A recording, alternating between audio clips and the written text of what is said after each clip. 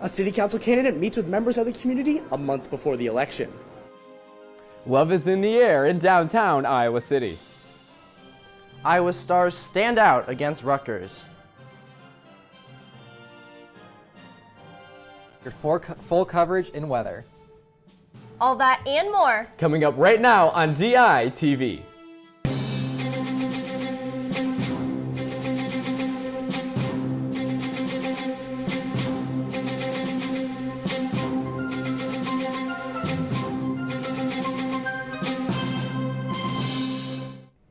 Good morning and happy Valentine's Day from Iowa City. It is Friday, February 14th, and I'm Isabel Thier. And I'm Jake Rios. And the third member of our team, Mark Fortunato, is live inside to tell us today's weather story.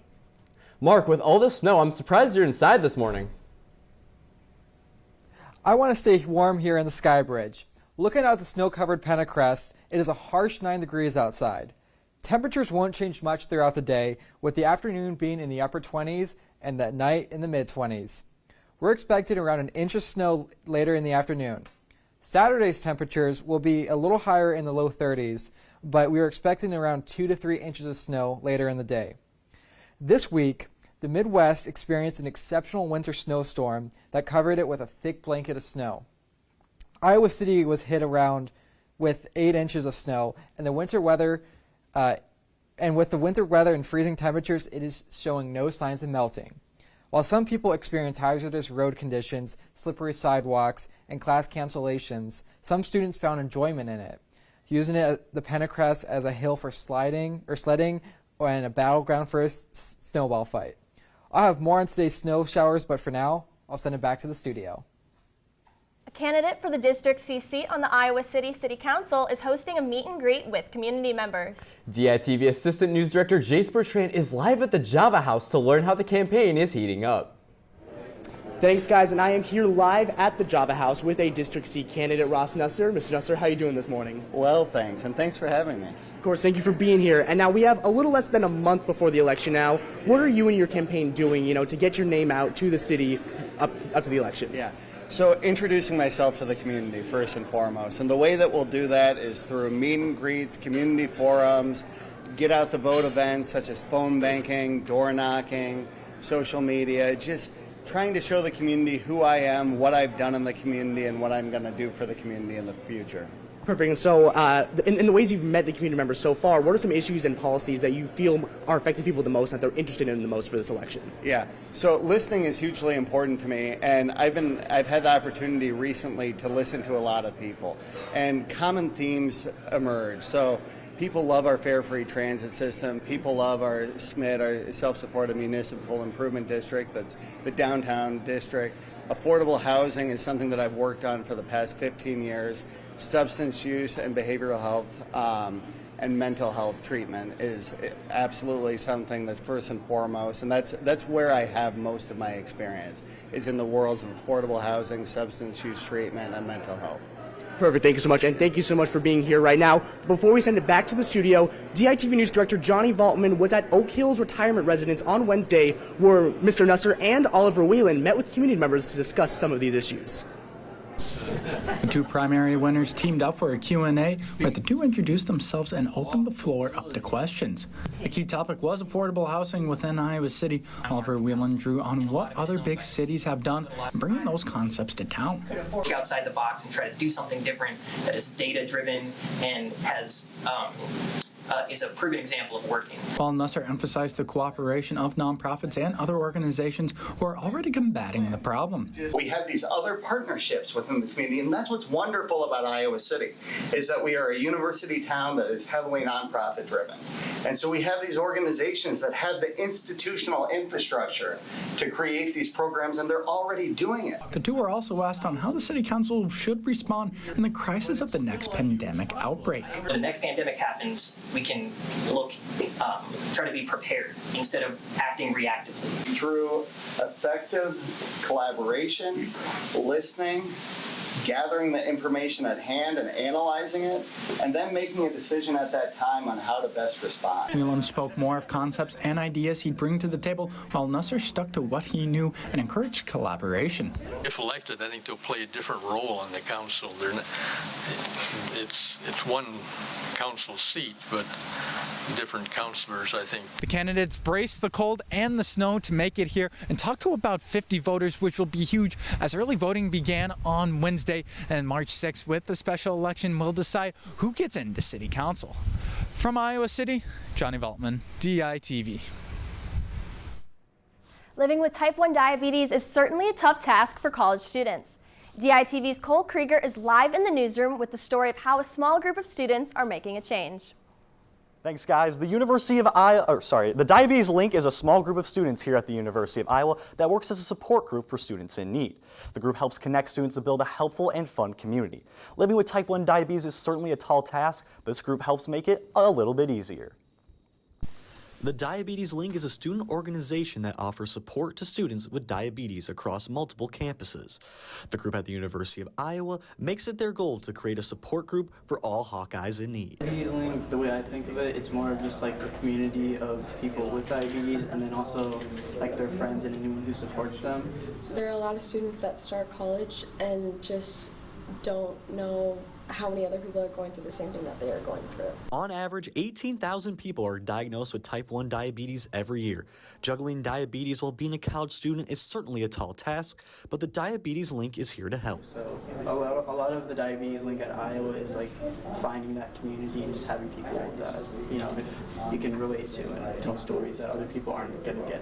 While the group's numbers might be small, the community they've created has helped other students with type 1 diabetes connect. So like with the Diabetes Link, you have people that have gone through a couple years of college, you know, you're not completely alone, so it helps you build that support system again. The next step for the Diabetes Link is to continue to grow their following to ensure no students struggling with type 1 diabetes go unnoticed. Trying to help inform new incoming students and their parents about what living with type 1 diabetes means in Iowa City especially.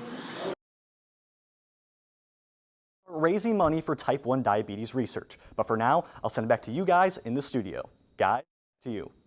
Cole. Iowa lawmakers approved multiple bills to take effect statewide. Senate Study Bill 1104 passed through subcommittee on Wednesday. The bill looks to prevent local leaders from banning fireworks on the 4th of July or New Year's Eve, allowing people to celebrate the holidays more freely. Iowa House Study Bill 106 was advanced to reduce cell phone usage in schools. The legislation encourages school districts to restrict students' use of electronics. House Study Bill 52 was advanced to create a new school of intellectual freedom at the University of Iowa. The bill aims to reform higher education in the state.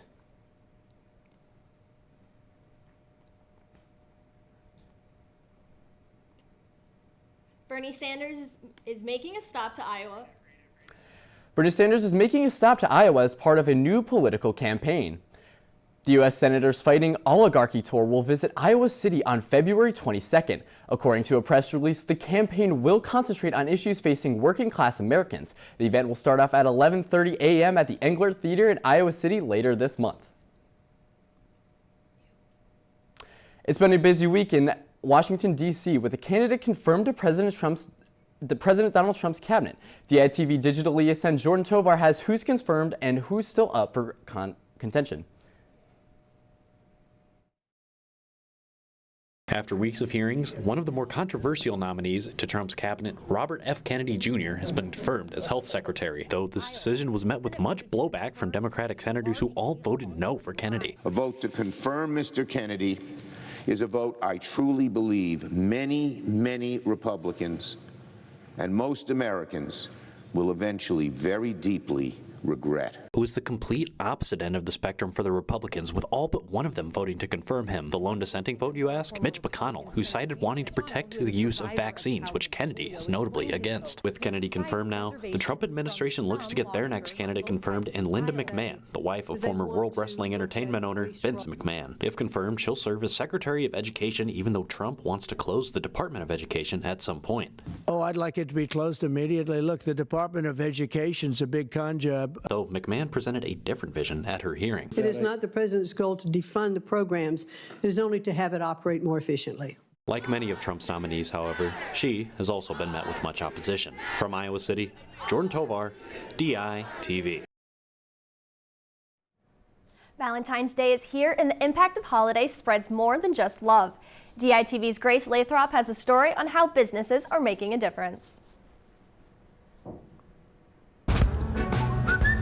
As you take a stroll in downtown Iowa City this Valentine's Day, you may notice that small businesses are gearing up for the big holiday. These spots aren't just looking to sell new items. Stores like Textiles are encouraging friends to spend the holiday together by hosting a special event. We're really excited about our Galentine's event. It's just kind of an excuse for all of us women to get together. Not only is Textiles looking to bring people together this Valentine's, but they are focused on a much bigger purpose, giving back. We're just going to have a little sip and shop event, but also a raffle for the shelter house. Proceeds from the tickets for the raffle will go back to the shelter house this Valentine's Day. Along with Textiles, a local jewelry shop, Glissando, is also looking to give back. However, they are turning their attention to the outdoors by recognizing the environmental impacts the holiday may bring. Releasing of carbon emissions along with package waste and mass card production are all leading to environmental harm. Glissando has been helping customers for 20 years. Owner Abby Resco decided to bring in a unique and eco-friendly product this Valentine's. The butterfly jewelry is very popular. That's with real butterfly wings. They have farms in the Amazon rainforest where they raise the butterflies, and after they live out their lifespan, they collect them and set them into the jewelry. These butterfly necklaces are contributing to a clean environment by eliminating the need to cut down the rainforest for traditional farming. Businesses like Glissando and Textiles are making a difference one product at a time this Valentine's Day. From the University of Iowa, Grace Lathrop, DITV. Coming up later, a special way to celebrate Valentine's Day. Plus, the week ahead in weather and Hawkeye basketball fights for late season wins. All that and more right after the break. In Iowa City, history is being made every day. DITV is capturing it all. The future of our nation. I'm here at Big Grove Brewery, where the Johnson County Democratic Party is hosting at a polling location in Waukesha, Wisconsin, which has been an influential county. I'm here at Dean Lamar Allen Elementary School in Las Vegas, Nevada. Historic careers. Despite the slow start, the Hawkeyes still managed to get their first win of the season. Night on the West Coast for the Iowa Hawkeyes, not just because of the loss to UCLA. Defensively, they played a full 4 quarters, but offensively, one man continues to put up. Student experiences. I'm at the Ped Mall in downtown Iowa City, the center for nightlife. And bars have been here at the Ped Mall, where Iowa City residents come downtown to celebrate a beloved here at the Iowa City Animal Care and Adoption Center, where volunteers are working round the clock to get these animals adopted. Politics, sports, and art. Local, state, and nationwide. In front of the camera, behind the scenes, DITV. DITV. DITV. DITV. DITV. DITV Sports. DITV. DITV. Is capturing history. Welcome back, and thank you for tuning in on thedailyiowan.com or listening on KRUI 89.7 FM. Now let's take a look back at the Sky Bridge with Mark for the forecast for the week ahead. Thanks, guys. Next week will be one of the coldest weeks we've had in a while. Sunday will be the warmest of the week, but with its high being in the teens, it will feel chilly. On Monday, the cold wave will finally hit, with a high barely above zero. Tuesday will copy Monday's forecast, with some sun throughout the day. Wednesday will be the coldest with a low in the negative teens. Finally, Thursday will follow the cold trend, with a high in the low teens. With these freezing temperatures throughout the week, it appears the snow and ice will unfortunately stay in place. So be sure to wear your thickest jackets and your warmest gloves. Back to you in the studio. Thanks, Mark. And Jake, you know, it might be cold outside, but Iowa women's basketball is really heating up. Yeah, you're definitely right, Izzy. I mean, Iowa athletics has been hot as of late. And for more on Iowa athletics, we'll send it over to DITV's Ryan Paris. Thanks, guys. A lot of Hawkeye sports to get through today. But first, we'll start with the Iowa women's basketball team, who took their 6th win in a row last night against the Rutgers Scarlet Knights. DITV's Elise Gann was there to see their hot streak continue. After a couple games on the road, the Iowa women's basketball team returned to the familiar grounds of Carver Hawkeye Arena to take on Rutgers in their 14th Big Ten matchup of the year. In the first 10 minutes of the game, the Hawks started uncharacteristically slow, shooting a low 23% from the field and allowing 14 points from the Scarlet Knights. Eventually, they caught up to speed to take a 55-43 win, but they weren't completely satisfied. I wish we would have played better. I think a lot of things contributed to that, but I'm still really thankful that we got the win. Certainly, I've wanted to play our best basketball in February, and I think we have, but not tonight. The Hawks have now won 6 games in a row, tonight with extra help from 2 of their starters on both offense and defense. On the offensive side, Lucy Olson accounted for almost half of Iowa's 55 points with 27 of her own, going 11 for 19 from the field and 4 for 5 from deep. I'm getting more comfortable in the offense. I'm finding where the shot opportunities are instead of trying to force something and make something happen. We all really poured into her. We know how good she was as soon as she stepped on campus and the type of shots she can make, so just really giving her that confidence. Defensively, Sydney Affolter stood out with her 4th double-double of the season with 10 points and 14 rebounds. Affolter led the defense to hold Rutgers to only 43 points, the lowest score Iowa has allowed a team to score since 2012. Iowa will attempt to rise further in the conference standings as they take on Ohio State on Monday. From Carver Hawkeye Arena, Elise Gann, DITV Sports. While the women kept on rolling, the Iowa men's basketball team also traveled to Rutgers and took down the Scarlet Knights 84-73 on Wednesday night. Josh Dix and Peyton Sanford dropped 26 and 20 points respectively to outduel the NBA-bound duo of Dylan Harper and Ace Bailey. Things looked grim when the Hawkeyes trailed at halftime 42-33, but they outscored the Scarlet Knights by 20 in the second half, with Josh Dix scoring 16 of his 26 in the period. This game also marked Iowa's first road win of the season, and their East Coast trip continues with a game at Maryland on Sunday afternoon. The Iowa men's wrestling team returns to the mat tonight in Minneapolis for a highly anticipated clash between 2 top 10 ranked teams. The number 3 Hawkeyes survived a 19-16 scare last Friday against Nebraska at Carver Hawkeye Arena. This time they'll have to endure a hostile Golden Gopher crowd on the road. As for Minnesota, they come into the match ranked 6th after beating Purdue 35-6.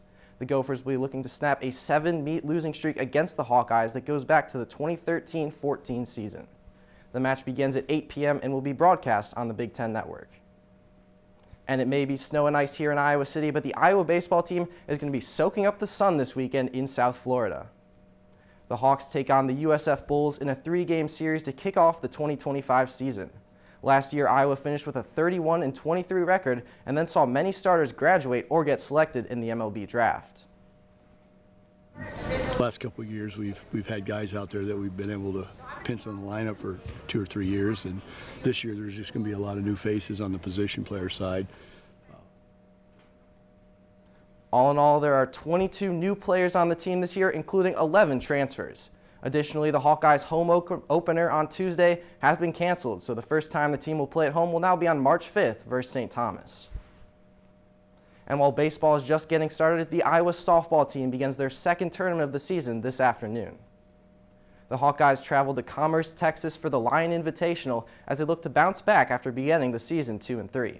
After that, they have tournaments in Florida, Arkansas, and Alabama before returning to Iowa City for their home opener against St. Thomas on March 12th. We're spoiled for choice this weekend in Hawkeye sports, but now let's go back to Mark with weather. Thanks, guys. The remnants of Wednesday's snowstorm still cover the ground, but just as people start clearing paths, this weekend's forecast will predict more snow for Iowa City. Currently, there is an average 8 inches from Wednesday's storm, and since no snow will melt during the extreme cold, more will just pile up.